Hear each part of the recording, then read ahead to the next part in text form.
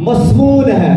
और बाइबल मुकद्दस इसको बड़े ही वाज़ेह तरीके से बयान करती है कि किस तरह से लोग मुर्दा हो जाते हैं।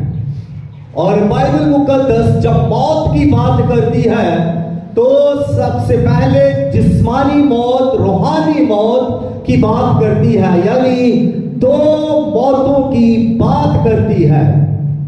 पहली जिस्मानी मौत, रूहानी मौत, दो मौतें, जिस्मानी और फिर रूहानी मौत। जिस्मानी मौत से ज्यादा खतरनाक रूहानी मौत है। जिस्मानी मौत यह है कि इंसान की रूह उसके बदन से निकल जाती है। रूह का बदन में से निकल जाना यह जिस्मानी मौत है। और रूहानी मौत यह है कि इंसान का खुदा से जुदा हो जाना, खुदा से इंसान का रिश्ता टूट जाना, इंसान खुदा की रफ़ाकत से दूर चला जाए, ये रूहानी मौत है। खुदा से कोई शख्स रूहानी तौर पर अलग हो जाए, ये रूहानी मौत है। और खुदा से तल्लक टूट जाए, ये रूहानी मौत है।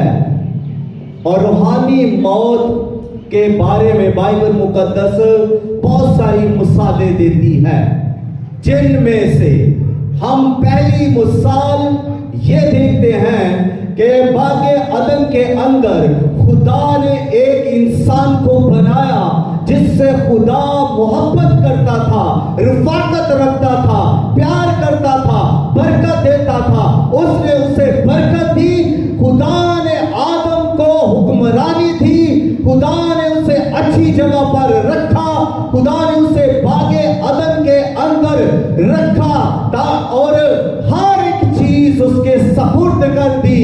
यहां तक कि उसे कहा कि इस बाग के सारे फल तू खा सकता है, लेकिन जिस रोज तूने नेको बद की पहचान के दरख्त का फल खाया उस दिन तू मर जाएगा।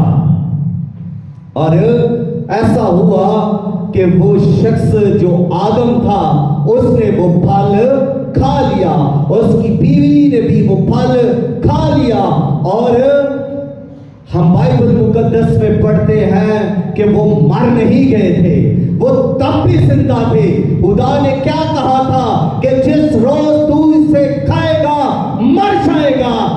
और उस रोज जब उसने फल खाया, यानी आदम और हव्वा ने वो जब फल खा लिया, तो उसके बाद भी वो बरसों साल जिंदा रहे, सदियों जिंदा रहे। 930 साल तक उनकी उम्र थी, वो जिंदा थे। फल खाने के बाद भी वो जिंदा थे, फल खाने के बाद भी वो देखते थे, फल खाने के बाद भी वो आपस में गुफ्तगू करते थे, फल खाने के बाद भी वो बाग के अंदर फिर रहे थे और काम कर रहे थे। बाग के अंदर वो टहल रहे थे, सैर कर रहे थे, एंजॉय कर रहे थे, फल खाने के बाद भी। और खुदा उनको ढूंढ रहा था। खुदा ने कहा, आदम तू कहां है? तो वो जिस्मानी तौर पर तो जिंदा थे, जिस्मानी तौर पर वो जिंदा थे, लेकिन रूहानी तौर पर वो उसी वक्त मर चुके थे। इधर फल खाया, उधर रूहानी तौर पर वो मर गए। ये पहली मौत है जो बाइबल मुकद्दस के अंदर वाज़ेह तौर पर हो जाती है। और ये जिस्मानी मौत नहीं बल्कि रूहानी मौत है।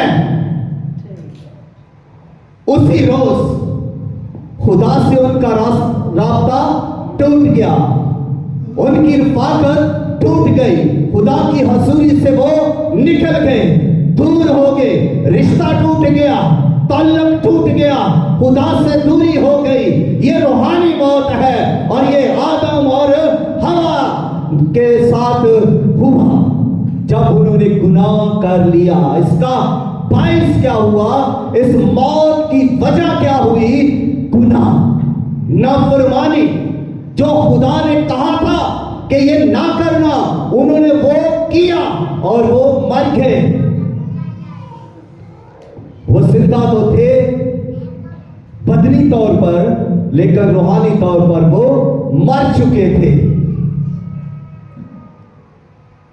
और इसी तरह ये पहली मौत है, खुदा से दूरी जो है वो मौत है। अगली बात जो गुनाह में रूहानी मौत में हमें नजर आती है बाइबल मुकद्दस के अंदर, दूसरी मिसाल ये है कि जो कायन था, हाबिल और कायन दो बेटे थे आदम के, और उनमें से एक की मौत जो हुई वो जिस्मानी मौत हुई और दूसरे की रूहानी मौत हुई। यानी कायन जो था वो रूहानी मौत मर गया और जो हाबिल था वो जिस्मानी मौत मरा, यानी उसका कत्ल कर किया। अब ये शख्स का दिल मुर्दा हो चुका था। किसका? कायन का। कायन का दिल सख्त हो चुका था, पत्थरा गया था उसका दिल, पत्थर दिल हो गया था उस शख्स का, यानी कायन का। और इसलिए खुदा की आवाज वो नहीं सुन रहा, इसलिए वो खुदा उसे नसीहत कर रहा है और उसने उस नसीहत को नहीं सुना। उसका दिल सख्त हो चुका था और उसको अपने भाई के खून की कीमत का भी अंदाजा नहीं है कि उसका भाई का खून कितना कीमती है। उसको इसकी कोई समझ नहीं, क्योंकि उसका दिल सख्त हो चुका था, पथराव हो गया था। इसलिए वो रूहानी उसका दिल जो था वो मुर्दा था वो जिंदा लेकिन बदनी तौर पर, लेकिन उसका दिल रूहानी तौर पर मुर्दा हो चुका था। इसलिए जिसका दिल रूहानी तौर पर मुर्दा हो जाता है वो शख्स बगावत करता है, वो शख्स खुदा के कलाम पर ध्यान नहीं देता, वो खुदा के कलाम को नहीं समझता, वो खुदा के कलाम में दिलचस्पी नहीं रखता। वो उसका दिल जब सख्त हो जाता है तो वो रूहानी तौर पर खुदा से जुदा है, क्योंकि उसको खुदा की सुनता ही नहीं है, समझता ही नहीं है, और वो तो अपनी मर्जी कर रहा है, खुदा की मर्जी पर ध्यान ही देता, चलता ही नहीं है। तो इसकी दूसरी मिसाल एक और भी है फराउन की। फराउन का दिल भी सख्त हो चुका था, वो भी रूहानी तौर पर मुर्दा ही था, क्योंकि उसके काम रूहानी तौर पर जो थे वो मुर्दा थे। इसलिए फराउन को यूं कहे कि वो मुर्दा इंसान था। जिस्मानी तौर पर वो ताकतवर था, उसके पास इख्तियार था, उसके पास बादशाहत थी, उसके पास ताकत थी, लेकिन उसका दिल रूहानी तौर पर मुर्दा था। उसने अपनी आंखों से 10 आफतें देखी, खुदा ने 10 आफतें बनी और मिस्रियों पर भेजी, और उसने उन 10 आफतों का तजर्बा किया, देखा उसके मुल्क के अंदर, उसकी कौम के अंदर उन 10 आफतों की वजह से तबाही बर्बादी हो रही है। वो अपनी आंखों से देख रहा है, उसको उस सारे मंजरों को, सीन को, पिक्चर्स को देख रहा है, तब भी वो नहीं समझा, क्योंकि उसका दिल मुर्दा था, वो उसका दिल सख्त था, उसका दिल पत्थर हो चुका था, क्योंकि वो गुनाह का असीर था, गुनाह का गुलाम था, गुनाह उसकी जिंदगी में था, गुनाह उसकी सरिश्त में था, गुनाह वो कर रहा था और हमाकत में जिंदगी बसर कर रहा था कि मैं तो ताकतवर हूं, मेरे पास बादशाह है, मेरे पास लोग हैं, और वो गुनाह कर रहा था, रूहानी तौर पर वो मुर्दा था। कायन भी रूहानी तौर पर मुर्दा था। और इससे पीछे चले तो पहले जो हमारे माँ बाप हैं वो भी तो मुर्दा हो गए रूहानी तौर पर। आदम और हवा की बात कर रहा हूं। तो अगली बात यह है कि फिर ना सिर्फ रूहानी लोगों के दिल बंद हो जाते हैं, मुर्दा हो जाते हैं, बल्कि उनकी सेंसेस, उनका शऊर भी मुर्दा हो जाता है, उनकी बसीरत भी मुर्दा हो जाती है। वो देखते हुए भी देखते नहीं, समझते हुए भी समझते नहीं। खुदावंद यीशु मसीह ने क्या ही खूबसूरती से फरमाया कि ये लोग देखते हुए भी देखते नहीं और सुनते हुए भी नहीं सुनते और समझते हुए भी नहीं समझते, कबूल नहीं करते, ईमान नहीं लाते। ये तो फिर क्या है? मुर्दा ही तो है। उनकी हालत मुर्दा है, उनकी रूहानी हालत मुर्दा है। वो जिस्मानी तौर पर तो जिंदा है, काम कर रहे हैं, चुगलियां कर रहे हैं, हसद कर रहे हैं, तो और बहुत कुछ कर रहे हैं, लेकिन रूहानी तौर पर क्या है? मुर्दा। और फिर बनी इस्राएल जो बियाबान में है, तो बनी इस्राएल कौम जो खुदा की कौम, खुदा का बेटा, खुदा की उम्मत कौम, खुदा जिनको निकाल कर बनी इस्राएल को लेकर आया बियाबान में, ये लोग मौज से देख रहे हैं।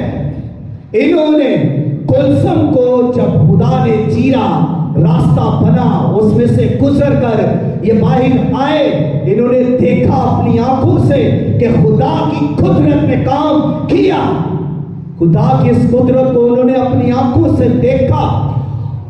चट्टान में से पानी को निकलते हुए उन्होंने देखा।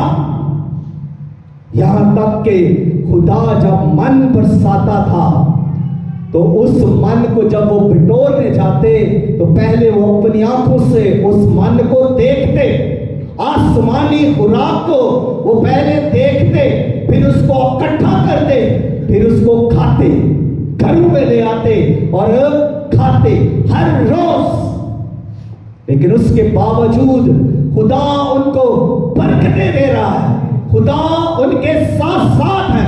खुदा रात को जब उन्हें सर्दी लग रही है तो उनमें आग का स्तूल भरकर उनके साथ है ताकि उनकी हिफाजत करे।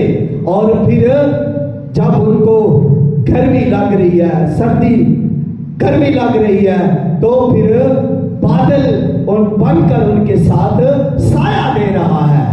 खुदा उन्हें फसाइल दे रहा है, खुदा उन्हें बरकतें दे रहा है, खुदा उन्हें बढ़ा रहा है, खुदा उनकी रहनुमाई कर रहा है।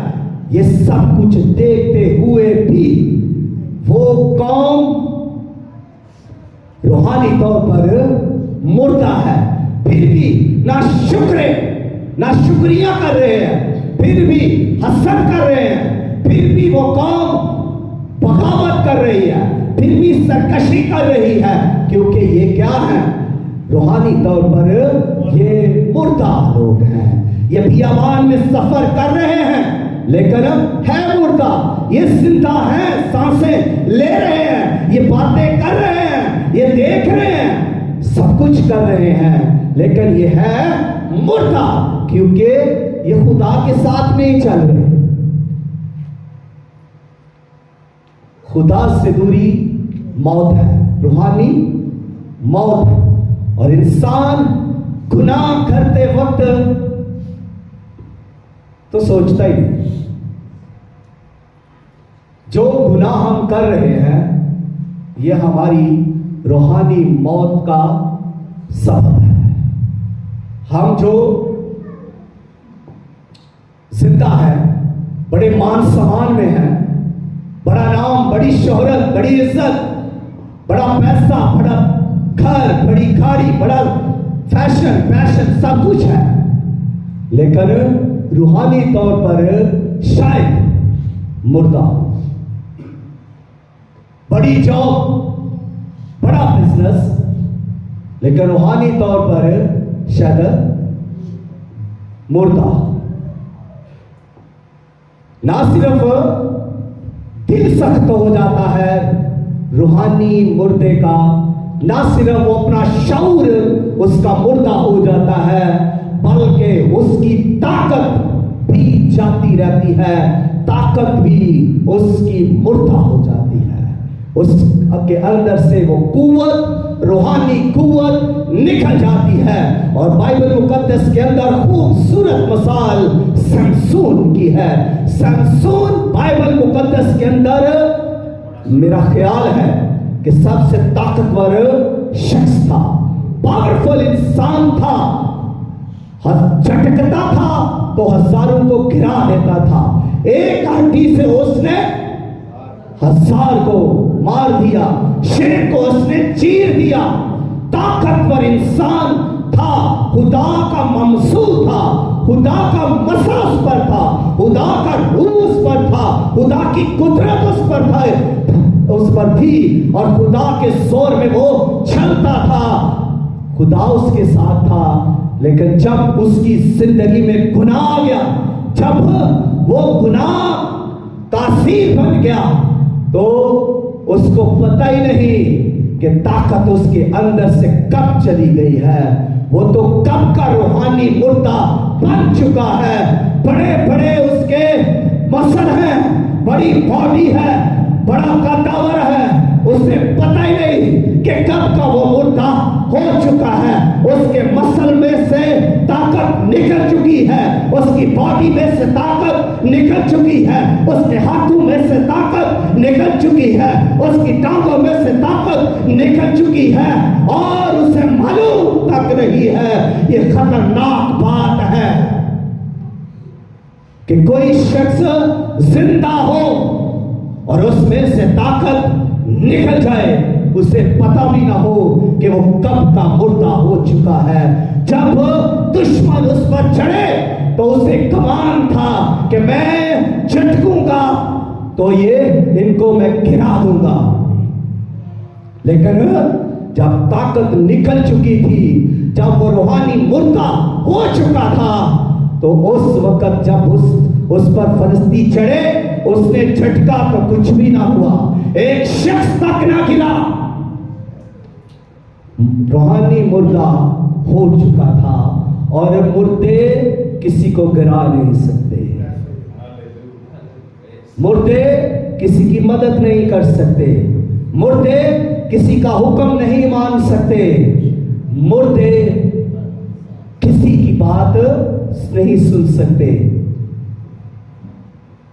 वो शख्स जो सूरमा था मुर्दा हो चुका था, ताकत उसमें से निकल चुकी थी। तो ये रूहानी ताकत आज भी इंसानों के अंदर मौजूद है। एक जिस्मानी ताकत है, एक रूहानी ताकत है। और जब कोई इंसान गुनाह करता है, बदी करता है, गुनाह का सिर बन जाता है, गुनाह का गुलाम बन जाता है, उसकी जिंदगी में से रूहानी कुव्वत निकल जाती है, वो रूहानी तौर पर मुर्दा हो जाता है, कमजोर हो जाता है।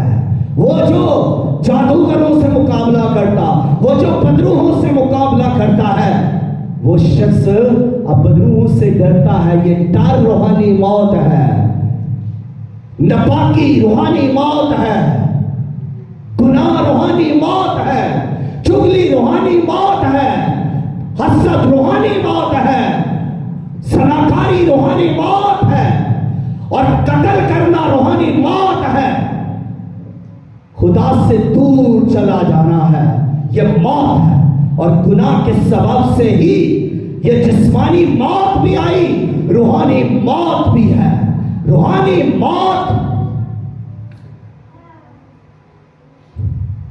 ना सिर्फ दिल को मुर्दा करती है, ना सिर्फ शऊर को मुर्दा करती है, ना सिर्फ ताकत को मुर्दा करती है बल्कि कानों की समायत को भी मुर्दा कर देती है और जबान की गवाही को भी मुर्दा कर देती है और मुर्दे न सुनते हैं न बोलते हैं।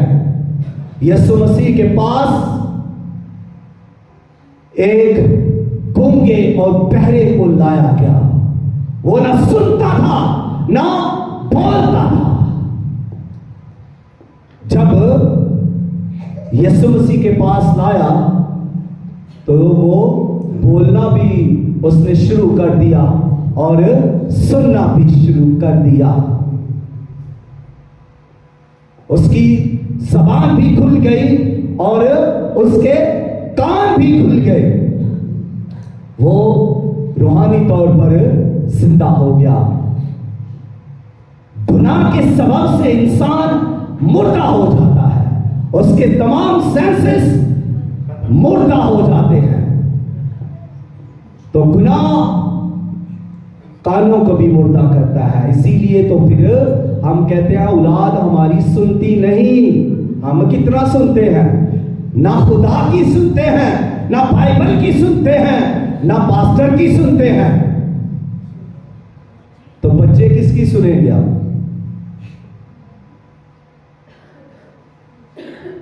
बच्चे किसकी फिर सुनेंगे? क्या वो आपकी सुनेंगे? रूहानी कान मुर्दा हो जाते हैं, समायत खत्म हो जाती है। यही बात है जब यीशु मसीह ने कहा कि ये सुनते हुए भी नहीं सुनते, तो उनके कान क्या थे? बंद थे। गुनाह की वजह से उनके कान मुर्दा थे। वो तो गुनाह में जिंदगी गुजार रहे थे। यीशु मसीह ने क्या खूबसूरती से दलेरी के साथ कहा। आज हमें तो डर लगता है आपसे बातें करते हुए। यीशु मसीह ने कहा है, रियाकारों, फकीरों, फरीसियों, है रियाकारों, फकीरों और फरीसियों, तुम सफेदी फिरी हुई कपड़ों की मानिंद हो, जो ऊपर से तो खूबसूरत दिखाई देती है लेकिन अंदर गंदगी से भरी हुई है। तो अंदर से क्या है? वो मुर्दा। वो लोग मुर्दा थे। इसीलिए तो वो यीशु मसीह को सुनते थे मगर सुनते ही नहीं थे कि यीशु क्या कह रहा है।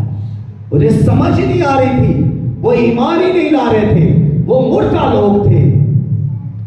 और अगर हम भी ऐसा करने वाले हैं तो फिर हमारे लिए बहुत अलमिया है, बहुत हमारे लिए अलमिया की बात है कि हम रूहानी तौर पर फिर मुर्दा हैं।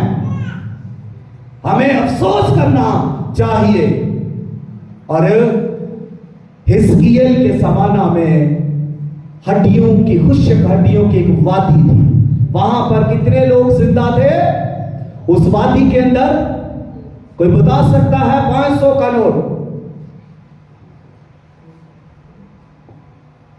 उस हड्डियों की वादी के अंदर कितने लोग जिंदा थे?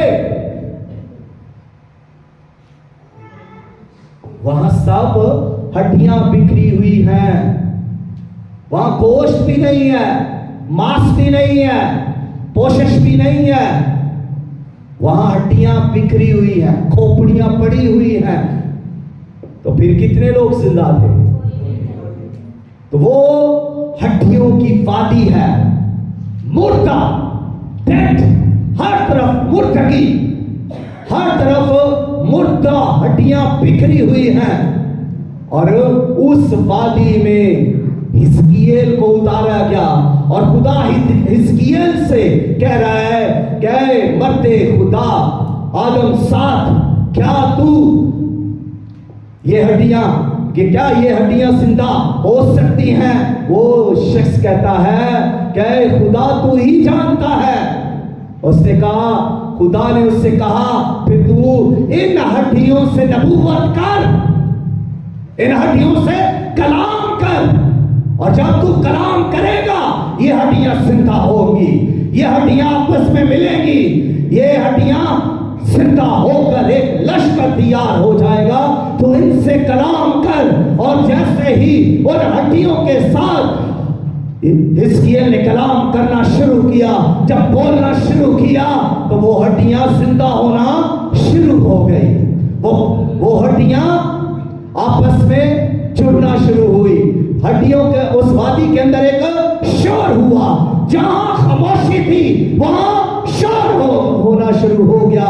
जो हड्डियां बिखरी हुई थी वो आपस में मिलना शुरू हो गई। लिखा हर एक हड्डी अपनी हड्डी के साथ, अपने जोड़ के साथ आकर मिलना शुरू हो गई, क्योंकि कलाम की कुदरत काम कर रही है। रूहुल कुद्दस काम कर रहा है। रूहुल कुद्दस को पता है कि ये फिंगर कहां फिट हो रही है, ये फिंगर कहां फिट हो रही है, ये फिंगर कहां फिट हो रही है, ये जोड़ कहां फिट होना है, बाजू कहां फिट होना है, खोपड़ी कहां फिट होनी है, और ये घुटना कहां फिट होना है।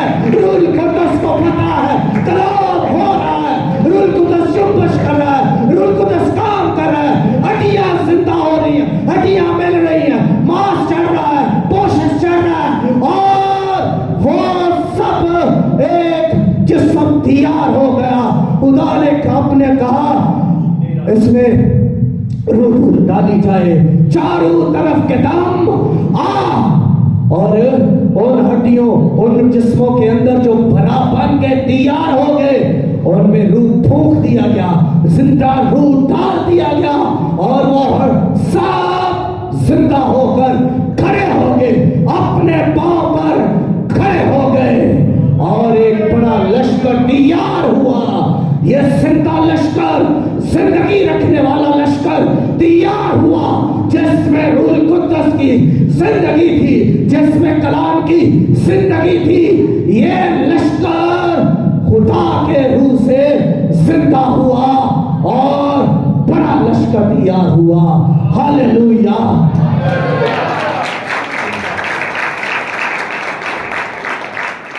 रूहानी मौत गुनाह के सबब से आती है। हिजकिय्याह के बाद नैनवा के लोगों को देखें। योना नबी, जो नबी है, पैगाम देने के लिए भेजा गया, लेकिन वो नाफरमानी के सबब से खुदा से दूर हुआ। नबी योना की बात कर रहा हूं, जो खुदा का नबी है, जिस पर खुदा का कलाम है, जिस पर खुदा का रूह है, और जो जिंदा है, जो खुदा के साथ चल रहा है, तो उसकी बात करने लगा हूं। जब खुदा की बात नहीं मानी, जब नाफरमानी की, जब वो नैनवा को नहीं गया, तरसीस को चला गया, तो फिर वो खुदा की हजूरी से दूर हुआ, खुदा उससे अलग हुआ, और फिर वो कहां गया? उस पर तूफान आया। वो जब जहाज में गया पानी के अंदर, तो तूफान आया, कश्ती डगमगाने लगी, लोग जो उसके साथ थे वो मरने लगे, डर और खौफ उन पर तारी हो गया। और उसके बाद ये पता लगाया कुरान नाज़ी के से कि वो गुनाहगार शख्स कौन है जिसके सबब से ये है, तो वो यूना था। यूना को उठाया और समंदर में डाल दिया।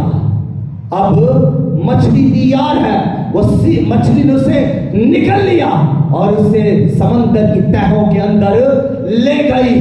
अब वो खुदा की हजूरी से कितना दूर जा रहा है, खुदा से उसका तल्लुक कितना टूट चुका है, वो रूहानी तौर पर मुर्दा हो चुका है, लेकिन जिस्मानी तौर पर अब भी वो जिंदा है। जब वो तूफान में है तब भी वो जिंदा है, जब वो कश्ती में है जिंदा है, जब लोगों में है जिंदा है, जब मछली के पेट में है जिंदा है। 3 दिन तक जिस्मानी तौर पर वो जिंदा है, लेकिन रूहानी तौर पर वो तो उस दिन से ही मुर्दा है जिस रोज उसने खुदा के हुक्म को तोड़ दिया, नाफरमानी की, उसी रोज से वो मुर्दा हो चुका था।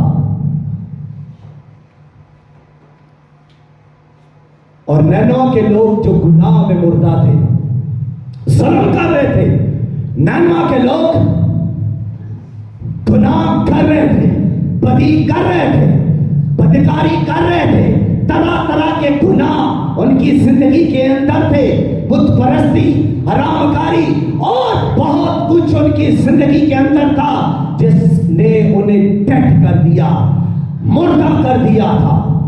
वो सारी कौम बादशाह से लेकर सब के सब मुर्दा हो चुके थे, रूहानी मुर्दा थे वो जिंदा, जिस्मानी तौर पर खा रहे थे, डांस कर रहे थे।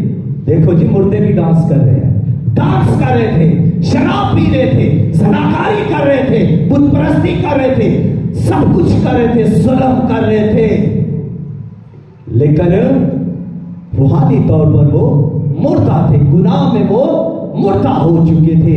इसीलिए खुदा चाहता था कि उसका कलाम उन तक पहुंचे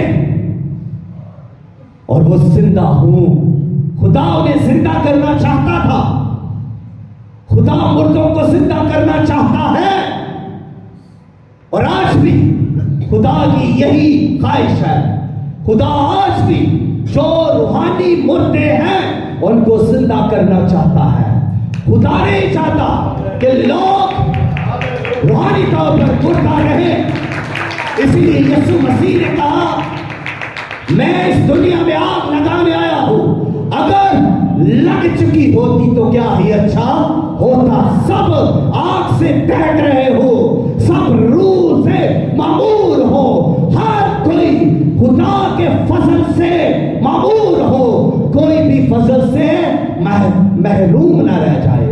सब फजल से मामूर हो, रूह से मामूर हो, सब आग से दहक रहे हो, कोयलों की तरह दहक रहे हो, नूर की तरह नूर से चमक दमक रहे हो। सब खुदा की यही ख्वाहिश है। खुदा नहीं चाहता कि लोग मुर्दा रहे, और मुर्दा लोग क्या हो जाते हैं? मुर्दा लोग गुनाह के सबब से, मुर्दगी के सबब से काले हो जाते हैं। मुर्दों को आप देखते हैं, जल्द ही जिस्म काले शुरू, उनके चेहरे, उनका बदन काला हो जाता है, क्योंकि वो मुर्दा हो चुके हैं। और मुर्दे अकड़ जाते हैं, मुर्दों में से बदबू आना शुरू हो जाती है। रूहानी भी हालत ऐसी ही है, रूहानी मुर्दे भी अकड़े हुए होते हैं, चर्च में भी अकड़े हुए होते हैं, घरों में भी। और रूहानी मुर्दों में से बू आती है, बदबू, उनकी बातों से बदबू, उनकी हरकतों से बदबू, क्योंकि वो काम उनके खुदा को पसंद ही नहीं। वो मुर्दा काम कर रहे हैं, जिस्मानी काम कर रहे हैं, तो जिस्मानी कामों के सबब की वजह से वो मुर्दा है और उनसे बदबू आएगी, और वो इतने कोई आपको अच्छे भी नहीं लगेंगे।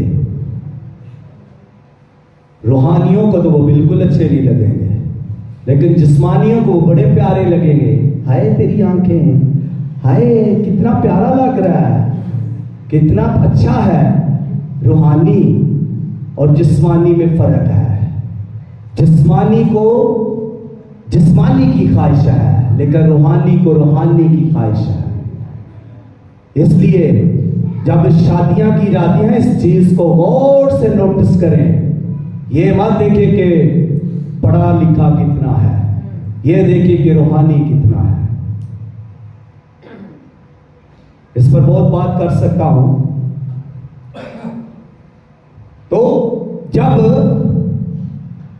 मुसरफ बेटा अपने बाप को छोड़ गया, अपने बाप की रिफाकत से चला गया, मोहब्बत से अलग हो गया, घर से अलग हो गया, दौलत लेकर जब वीरानों में चला गया, रंगरलियां कर रहा है, वहां पर उसकी हालत मुर्दा है, उसके काम मुर्दा है, उसकी सेंस मुर्दा, शौर मुर्दा, दिल मुर्दा, उसके काम मुर्दा हुआ है।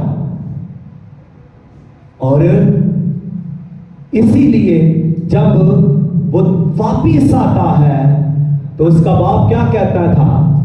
उसके बाप ने कहा, मेरा ये बेटा पहले मुर्दा था, अब जिंदा है।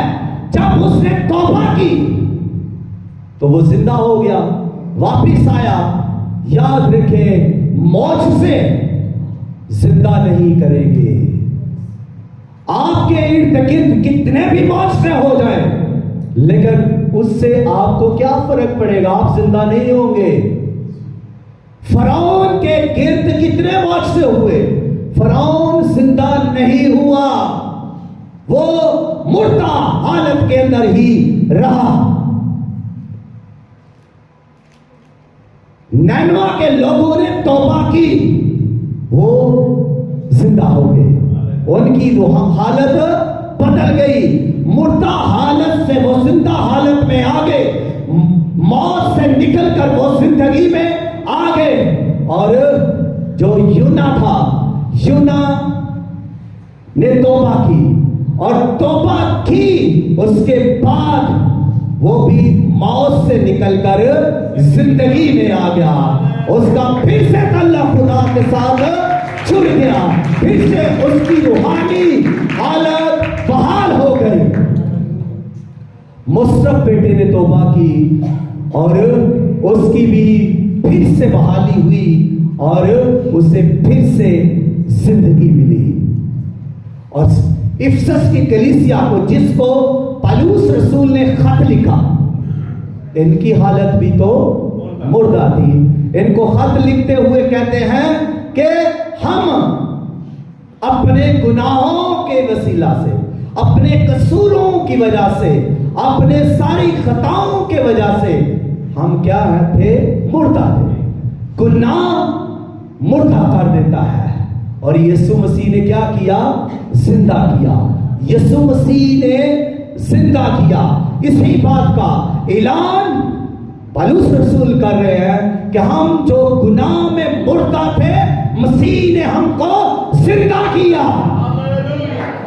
हमें मसीह ने जिंदा किया है, हमें किसी और ने जिंदा नहीं किया। हमारे अपने कामों ने भी हमें जिंदा नहीं किया। इसीलिए पौलुस कहता है कि हमारे काम गंदी दज्जियों की मानिंद है। नेकियां, मसीह ने हमें जिंदा किया, मसीह ने हम पर फजल किया और हमें निजात दी, हमें गुनाह से मुक्ति दी, हमें उसने रूहानी मौत से बचा लिया। अब जो मसीह में जिंदा है वो रूहानी मौत से बच गए हैं, दूसरी मौत से बच गए हैं। और जिस्मानी मौत तो सब पर आनी है। अगर हम कई बार ये सवाल करें कि जी हमें निजात मिली है, हमें मसीह ने जो है वो जिंदगी दी है, तो फिर हम मरते क्यों हैं? हम, आप बैठ जाए आकर इधर, हम फिर जिंदा मरते फिर क्यों हैं? जिस्मानी मौत क्यों हम पर आती है? हमें एक बार मरना लाजिम है। एक बार इंसान को जिस दुनिया में आया है मरना लाजिम है। जिस्मानी मौत जरूरी है, लेकिन रूहानी मौत से हमें बचना है। मैंने पहले फिक्रा क्या कहा था कि जिस्मानी मौत से ज्यादा खतरनाक रूहानी मौत है। हम अगर जिस्मानी तौर पर मर जाते हैं तो फिर हम मौत के वसीला से क्या होते हैं? दाखिल होते हैं हम खुदा की बादशाही में, खुदा की हजूरी में। और अगर हम रूहानी तौर पर मुर्दा हैं तो फिर हम खुदा से कभी भी फॉरएवर नहीं मिल सकते। जुदाई, सेपरेशन है खुदा से हमेशा के लिए। तो इसलिए जिस्मानी मौत की परवाह ना करें, बल्कि रूहानी मौत की परवाह करें जो खुदा से दूर ले जाती है हमेशा के लिए। ना हम इस दुनिया में खुदा से मिल सकेंगे, ना हम आने वाले जहान में कभी भी हम फिर खुदा से नहीं मिल सकते। अगर हमारी हालत, रूहानी हालत मुर्दा है, तो फिर हम कभी भी खुदा से नहीं मिल सकते।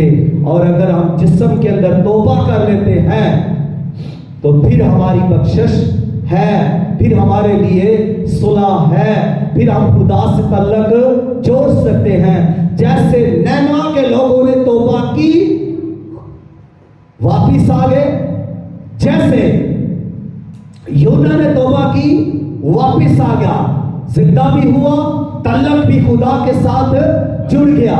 और इसी तरह मुशर्रफ बेटा है, उसने भी तौबा की, वापिस आया, जिंदा हुआ, फिर बाप बहाल हुआ, बाप की रिफाकत में चला गया, बाप की मोहब्बत में मजे करने लगा।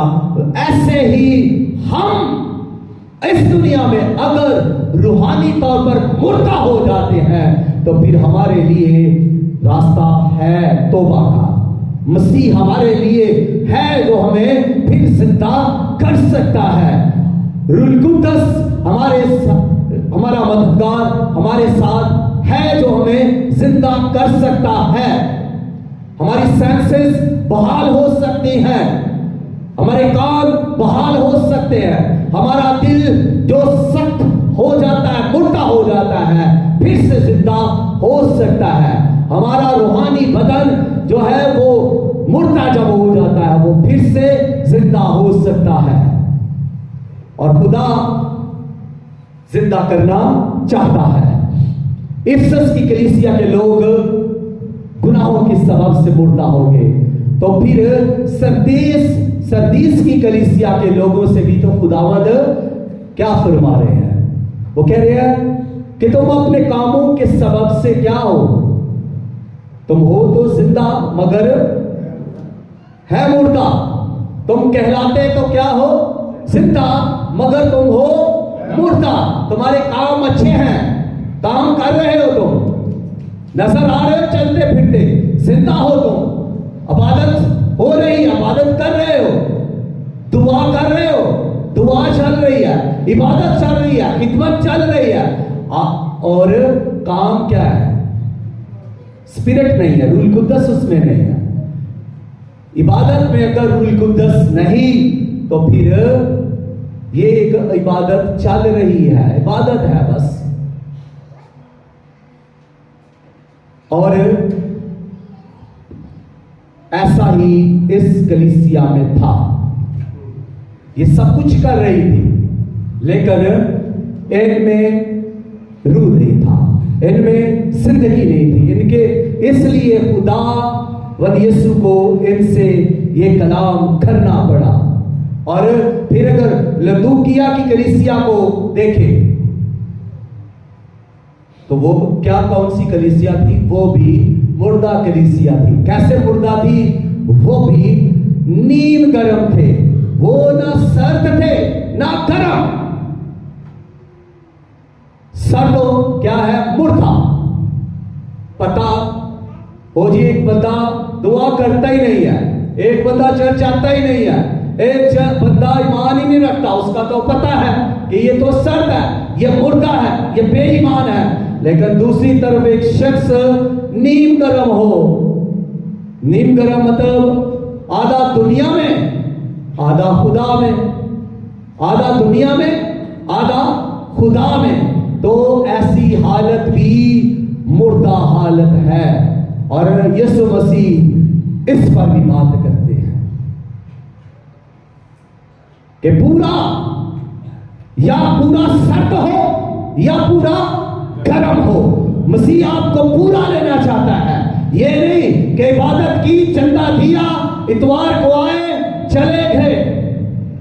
नो, यहां तक मसीह आपको नहीं लेना चाहता।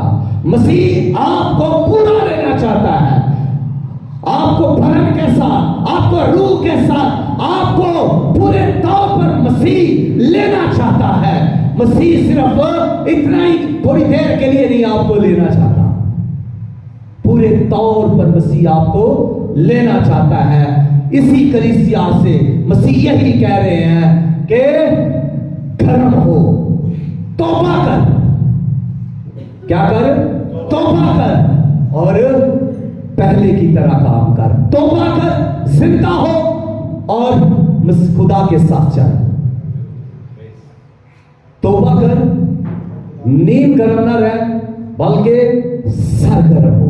ना सर्द चाहिए ना नींद गर्म चाहिए बल्कि गर्म चाहिए।